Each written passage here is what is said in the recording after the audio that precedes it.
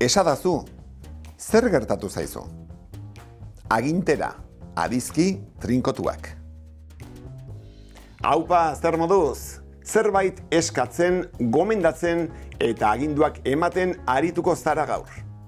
Gure etxean, afaltzeko unean, beti garrasika aritzen gara. Zatozte sukaldera, jaso itzazue platerak, emadazu ogia. Haiene, amez gaizto bada gure familia.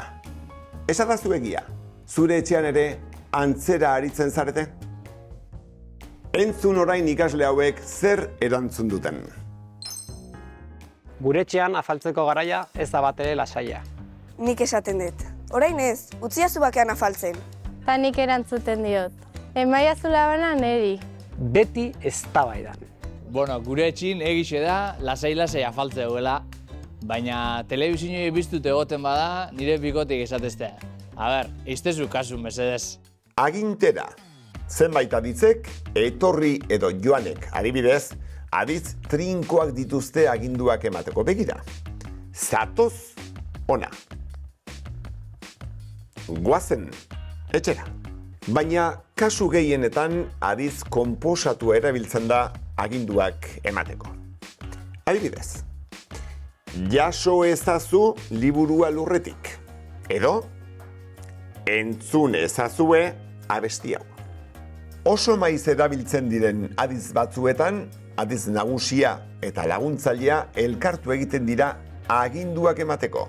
Eta aditz erdi trinkoak edo aditz trinkotuak sortzen dira. Hori nor-nork eta nor-nori-nork sisteman gertatzen da.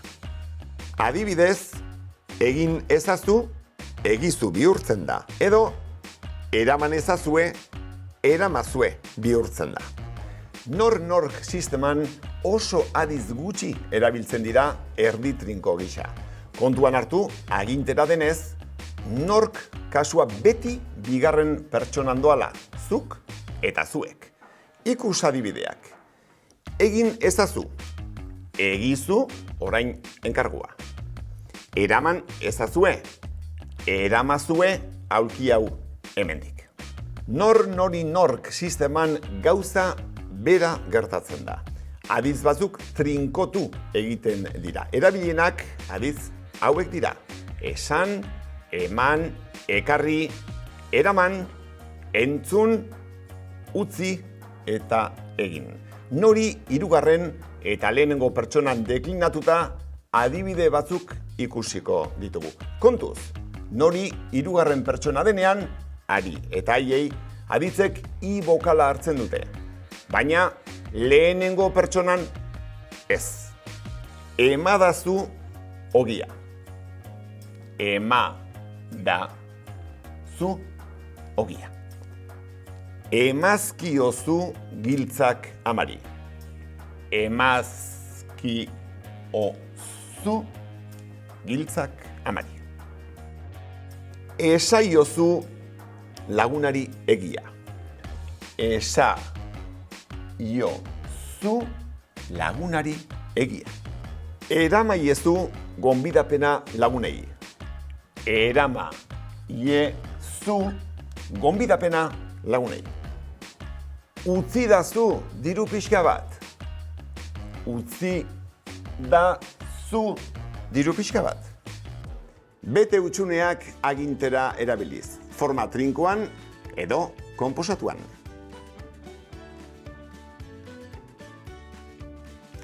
Jaso ezazu liburua lurretik.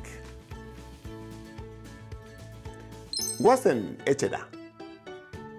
Bete hutsune hauek lehenengo edo hirugarren pertsona den kontuan hartuz. Ema dazu ogia.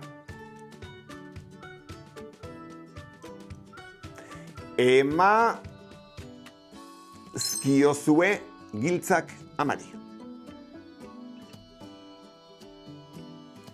Esa iozu lagunari egia. Erama iezu gonbidapena lagunei.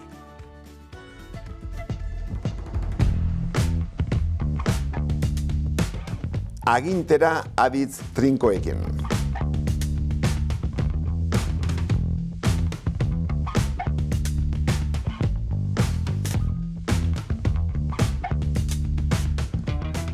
Agintera aditz konposatuekin.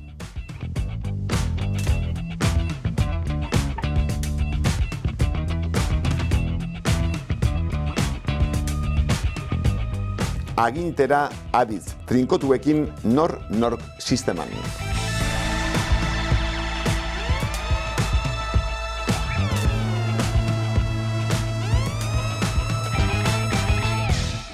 Agintera aditz trinkotuekin nor-nori-nork sisteman. Segi ikasten, eta hurren arte.